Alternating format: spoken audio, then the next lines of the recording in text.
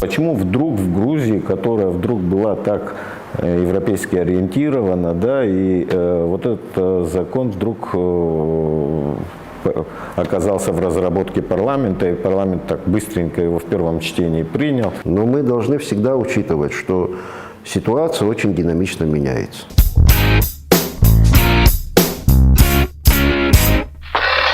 Здравствуйте, в эфире «Чегемская правда». На прошлой неделе в Грузии прошли протестные акции. Наши власти устами министра иностранных дел заявляли о том, что есть некая попытка государственного переворота.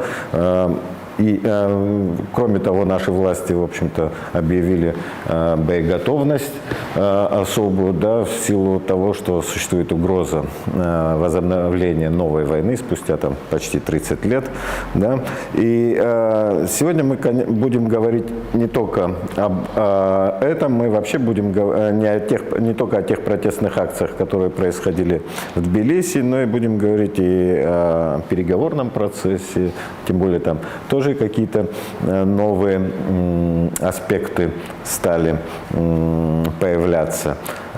И сегодня у нас в гостях наш постоянный эксперт Астамур Таня. Астамур, здравствуйте. Добрый. Начну все-таки с этих протестов. Да, и причиной этих протестов стал закон, в общем-то, сейчас дословно я не помню, как он называется, но аналогичный там закону об иностранных агентах, который вот у нас тоже вот уже какой-то период он находится в разработке в парламенте. Но как-то очень неожиданно было вот появление вот на грузинском пространстве этого закона. Вообще, как ты смотришь на вот эту ситуацию? Почему вдруг в Грузии, которая вдруг была так европейски ориентирована, да, и вот этот закон вдруг оказался в разработке парламента, и парламент так быстренько его в первом чтении принял, и уже собирался во втором, как бы грозился принять, и вдруг такие протестные акции? Ну, мне кажется, что это проистекает из того, как устроена нынешняя политическая система в Грузии. Вот. Мне кажется, что власти Грузии, они стараются установить свою монополию, вот, властную монополию в Грузии. В этой связи предпринимаются попытки по как-то сворачиванию конкурентного политического поля. Вот в этом аспекте, наверное, следует рассматривать. Мне кажется, я глубоко не изучал, что там у них в экономике происходит. Аналогично может происходить и в экономической среде. То есть попытка концентрации в руках властей всех экономических потоков, более-менее значительных потоков, которые существуют в Грузии. Вот. Здесь я не думаю, что они прям себе целью ставят прекращение интеграции с Европой, что это, я не думаю, что это у них самоцель. Вот. У них цель вот такая. А в этой связи приостановление процессов интеграции является как бы следствием вот той политики, которая связана с попыткой вот, установления вот такой политической и экономической монополии. Не кажется ли это все-таки вот эта ситуация с принятием этого закона, многие связывают, по крайней мере у нас тоже, кстати говоря, об этом нет-нет да проговаривают, о том, что Тбилиси, власти Грузии, вот в лице грузинской мечты, идет явное такое сближение с Москвой. И вот это как бы принятие этого закона, это вот отголосок или как бы некая деталь этой дружбы. Ну, я не знаю, мне трудно судить. Я думаю, что все-таки грузинские власти руководствуются своими интересами в этой связи. вот, теми, о которых я сказал выше. Что касается сближения с Москвой, ну, пока оно не приобрело каких-то политических контуров. Есть, что называется, отказ Грузии от участия в санкционной политике и увеличение товарооборота между Грузией и Россией. Вот. То есть здесь такой очевидно экономический вектор в этом сближении. Пока трудно говорить, имеет ли он какие-то политические перспективы. Фактически власти Грузии пользуются нынешней ситуацией вокруг России для того, чтобы получать и какие-то экономические выгоды. Этот процесс, очевидно, происходит, об этом говорит рост ВВП Грузии вот, на фоне того, что ситуация в целом в других странах, она ухудшается, а в Грузии на фоне этого всего ситуация улучшается.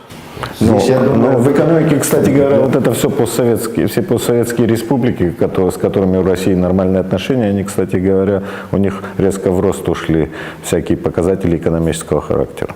Да, я думаю, что здесь все-таки это потепление связано с попытками решить свои проблемы и плюс как-то не оказаться вовлеченными во всевозможные потрясения, которые могли бы быть вызваны другой позицией Грузии.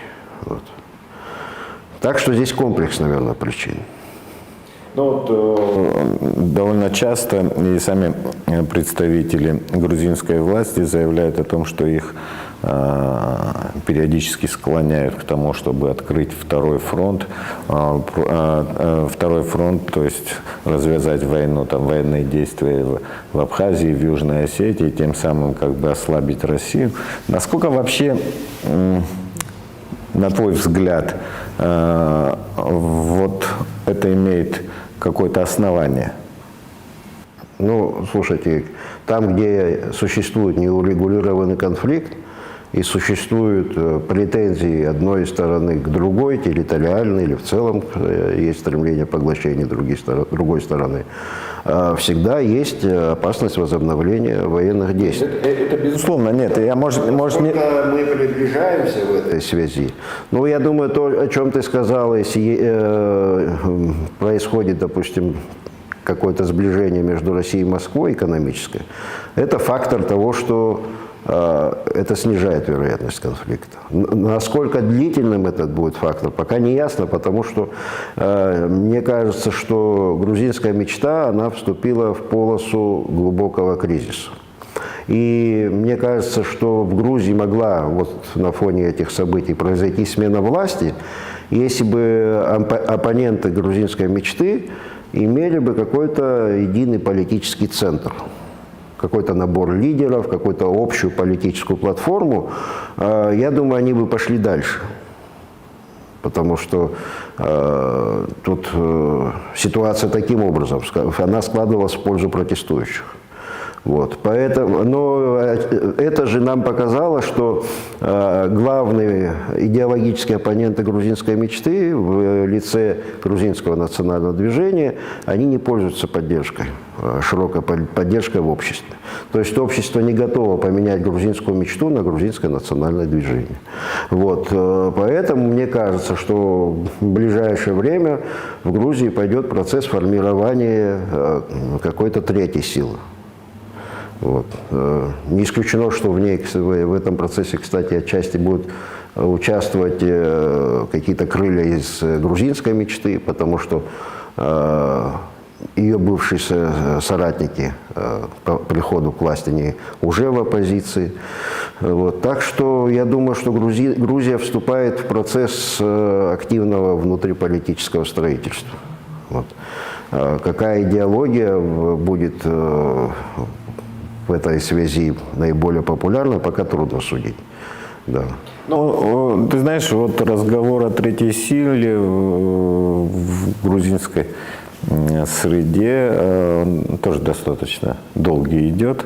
И у них тоже, кстати говоря, аналогичная ситуация, как у нас происходит, когда две политические силы друг друга сменяют, и, в общем-то, альтернативы этим двум политическим силам нет. Вот тот же самый процесс происходит в Грузии. Сейчас тоже нацдвижение, оно в кризисе находится, там оно разделилось, несколько раз уже поделилось и так далее. И, в общем-то, в этих протестных акциях заводилами были не как раз не оппозиция, а просто гражданское общество, да, то есть, которое посчитало, что их свободам кто-то хочет урезать их свободы существующие, к которым они привыкли. Но не факт, что, в общем-то, мне кажется, что опять появится какая-то третья сила, да, вроде бы создается ситуация, а этой третьей силы нет. У нас тоже там всякий раз какие-то ситуации создаются, а третья сила, в общем-то, не созревает. Когда необходимое создание третьей силы носит теоретический характер, это может длительно процесс происходить. А здесь мы были свидетелями довольно бурных политических событий. И те, которые их организовывали, или те, которые за ними наблюдали со стороны, вряд ли они не попытаются воспользоваться плодами вот этих вот событий. Поэтому я думаю, что сейчас пойдет в Грузии процесс формирования третьей силы.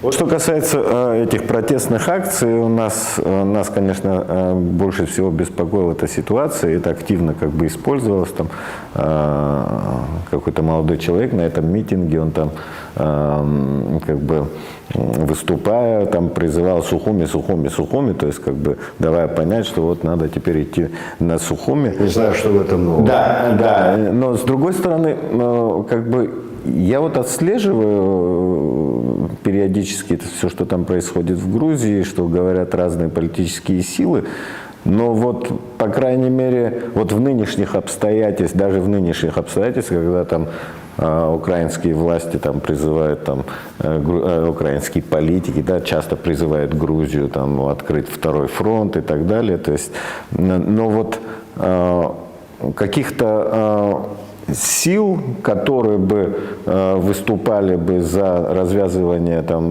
новой войны, там либо в Абхазии, либо в Южной Осетии, я, в общем-то, как бы не обнаружил. Я не знаю, вот как ты просматриваешь там,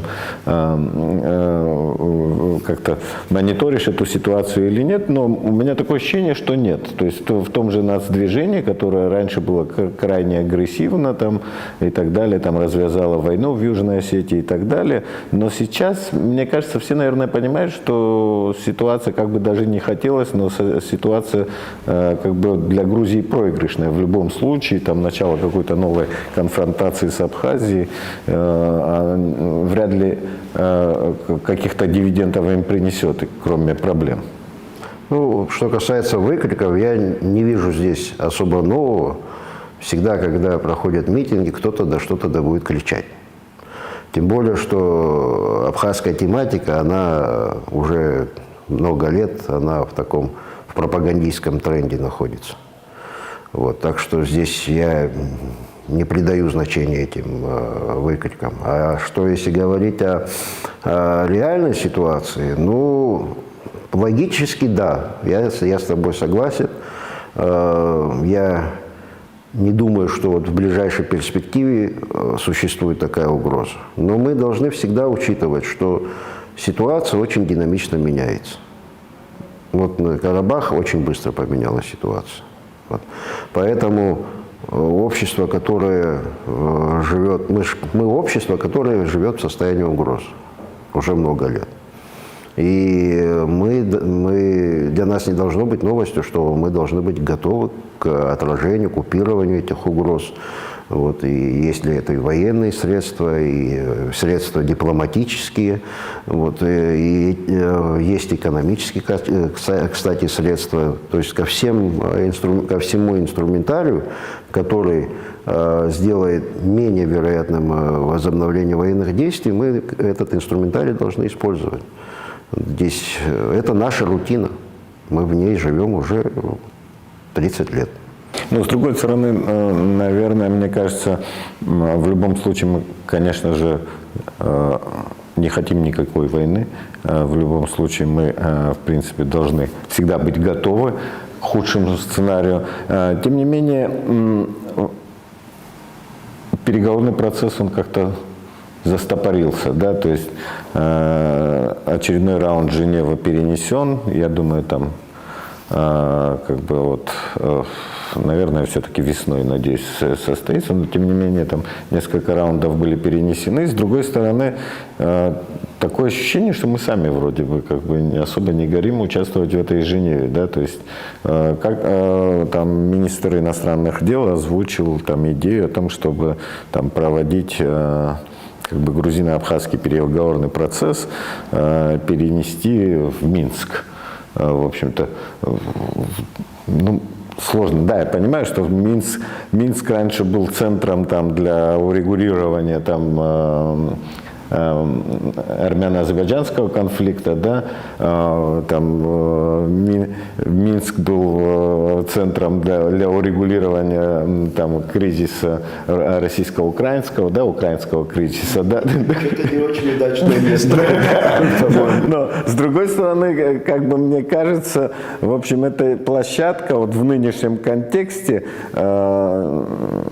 ну, не такая привлекательная, да, по крайней мере, да, мы можем туда поехать, но, да, мягко говоря, но те же грузины вряд ли туда согласятся приехать, с другой стороны, и вот эти все посредники, которые существуют, они вообще, кажется, не приедут в силу того, что, как бы откажут, в силу того, что, опять же, Минск нынче ассоциируется с Москвой, вот с этой, всей этой конфронтацией, с этими и так далее, санкциями. В общем-то, Минск, наверное, ну, как бы мы этого не хотели, в общем-то, вряд ли будет центром для такого переговорного процесса, да.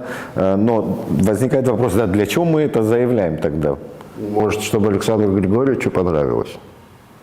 Или просто как бы выносим какие-то инициативы, знаешь, лишь бы что-то выносить, да, чтобы быть в неком тренде рабочем, да, что мы вот что-то предлагаем. Но в реальности может быть так, что, допустим, может быть в другом совершенно формате, не в том формате, в котором происходят женевские дискуссии, где там есть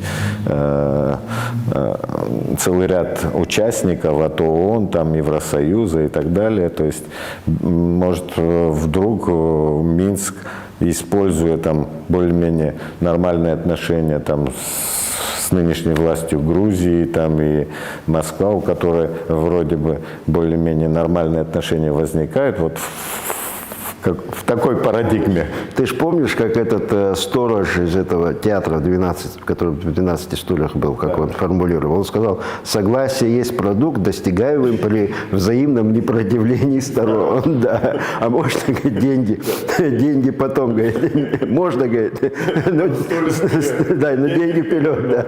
Так что я не думаю, понимаешь, я сомневаюсь, что Грузия пойдет на изменение существующего формата. Вот. Он же тоже не случайно складывался. Вообще любые посреднические форматы, они складываются исходя из расклада геополитического, из там, интересов внешних акторов крупных, которые тем или иным образом могут повлиять на конфликтующие стороны в целях продвижения той или иной модели урегулирования. Таким образом был сформирован наш первый переговорный формат. Кстати, нынешний формат, он не переговорный. Назовем его экспертно-дискуссионным. Да. Ну, все присутствуют в личном качестве. Да, он экспертно-дискуссионный формат. Он исходит из того, кого бы стороны хотели видеть в качестве посредников. Вот. Как эти участники могут повлиять в ту или иную сторону на ситуацию в регионе. Так что здесь подобные односторонние заявления, они, кроме как благими пожеланиями, их нельзя назвать. Ну, как бы сегодня как бы мы не можем сказать с уверенностью, что стоит за этой позицией, да, насколько мы далеко можем зайти. Можем ли мы зайти в том, что вот нам срочно, да, то есть надо менять место дислокации, то есть Женеве не получается, значит, мы будем настаивать на том, чтобы Минск был. Может такая позиция быть у наших властей? Ну, я не знаю, надо их спросить, чем они руководствуются. Я теряюсь в догадках. Да. Но вообще, все-таки в силу того, что, опять же, вот какая-то некая такая эскалация все-таки идет конфликта, и нынешние вот эти протестные акции там в Грузии, они все-таки у нас были восприняты достаточно как бы такой как бы в виде угрозы будущего, да, там, для абхазского будущего. Насколько вообще реально сейчас все-таки выйти на некое на другой импульс? Допустим, очень часто говорят, там, допустим, появились новые реалии после там, начала вот этой военной операции в Украине, да, что новые реалии, там есть возможность там, транзита и так далее.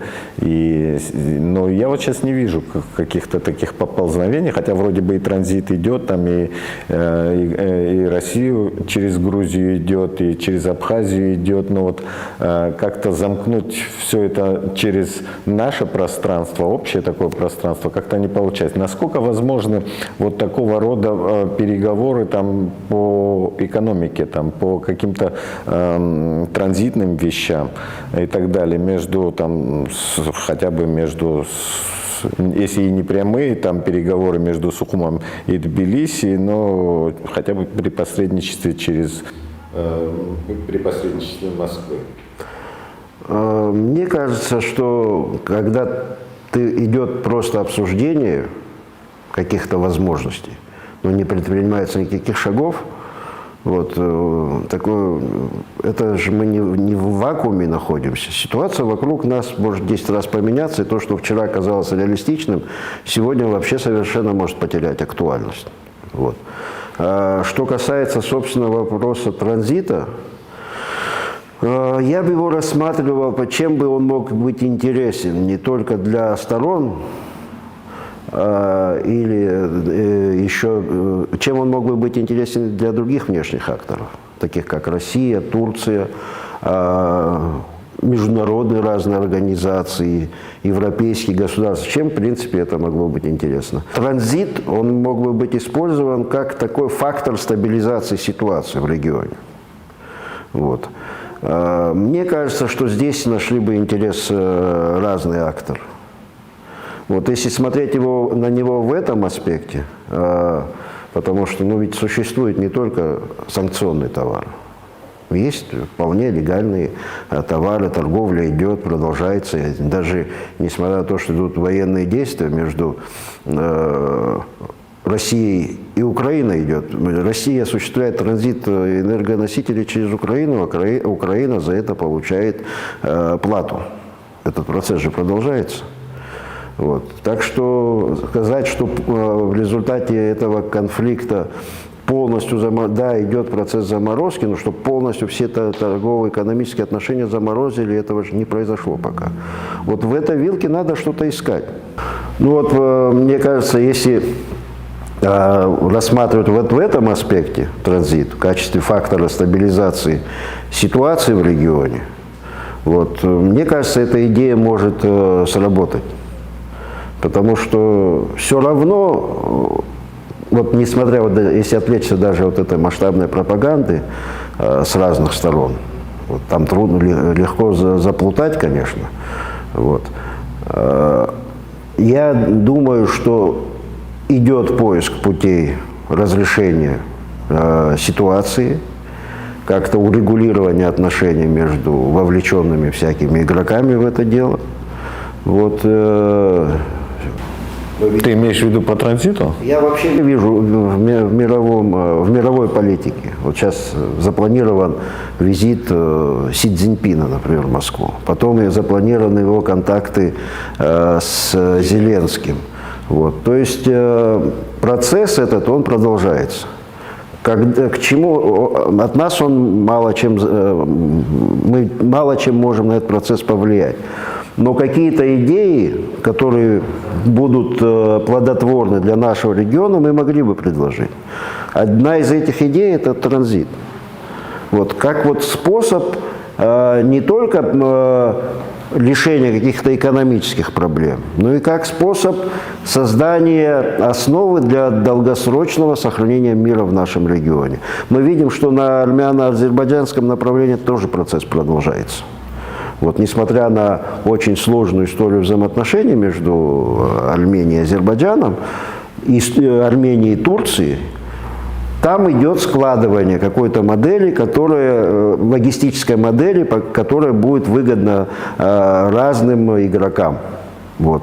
То есть Армения, оказавшись в сложной ситуации, она ищет свое место вот в таком новом мироустройстве, которое вот складывается.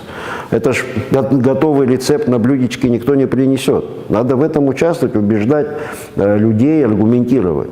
Вот то же самое должна сделать Абхазия. Иначе, еще раз, мы много раз говорим, если мы не займемся делом в этом направлении, то с нами меньше будут считаться, когда настанет момент международной стабилизации. Я не знаю, сколько лет это продлится, но мы не знаем, мы на это не влияем. Мы должны исходить из того, что у нас вилка возможностей не очень широкая. Поэтому здесь нельзя так себя инертно вести, как мы ведем. Ну да, пока мы видим, в общем-то, особенно вот то, что происходит там в течение с февраля прошлого года, в общем-то, наши контакты, они как-то ничем не отличаются от того, что было раньше, да, то есть вот с другой стороны и механизмы, и всякие действия, которые происходят, они происходят в одном направлении. В общем-то, мы не создаем каких-то даже попыток участвования в региональной политике, да, в расширения региональных связей. Тем не менее, мы все-таки, в общем-то, вот как-то крайне инертны в этом направлении, вот в развитии каких-то региональных связей, да, попытках хотя бы что-то озвучить, хотя бы как идею, да, у нас мы даже на идейном уровне, к сожалению, не озвучиваем, да. И мне кажется, вот здесь существует проблема. Да? Раньше, кажется, вот в бытность твою, там, когда ты был... В какую из бытностей? Ну, в первую бытность. Да. Да, это более приятно. Да, потому что мы все-таки пытались играть какие-то вещи при скудности возможностей, да, и находились в блокаде, и экономика была практически никакой не было, да, и пытались мы играть в какую-то политику, большую политику, хотя бы на региональном уровне играли, да? Ну, тогда были очень интересные проекты. Вот здесь у нас лекция проходила, вот, как раз на каком фоне проходили грузино-абхазские переговоры. Это фоном тогда была разработка разных новых нефтяных маршрутов. Это очень сильно маршрутов транспортировки, имею в виду, азербайджанской нефти, кстати, да. Вот, на этом фоне, этот фон очень... Вариантов был через азербайджанскую нефть, через территорию Грузии, в Абхазию и в Новороссийск выход. Это была идея Евгения Примакова. Да, чтобы примирить, что называется, два маршрута. Баку-Тбилиси-Джейхан и Баку-Новороссийск. Они решили, хотели сделать такой треугольник. Да, это как раз в 1997 году. И вот в 1997 году была активизация в грузино-абхазском переговорном процессе. Это были вещи взаимосвязанные. Поэтому я думаю, что у нас тоже здесь будет рано или поздно активизация, потому что Южный Кавказ явно перестает быть тупиком. Да, он будет выполнять, по прошествии всех этих потрясений, он не будет уже закупоренным, он будет выполнять какие-то функции, связующие функции коридора между Передней Азией, Европой и дальше даже. Вот. Здесь главное, чтобы сквозняком не выдуло. Нужно заниматься, думать над тем, как мы в этом будем участвовать. Спасибо. Я думаю, вот на этом... Астамур, спасибо. На этом как бы глубокомысленном надо думать. Мы все-таки завершим. Я люблю на таких как бы позитивных вещах завершать. И я напомню, что сегодня мы говорили о Грузии, мы говорили о грузино-абхазском конфликте, о перспективах региональной политики, развития или участия, точнее, в этой региональной политике со стороны Абхазии. Я напомню, что у нас в гостях был Астамур Таня. Я с вами прощаюсь. Вы можете нас видеть на YouTube-канале одноименном «Чегемская правда», также на одноименной странице в Facebook. Так что смотрите нас. Мы будем очень рады.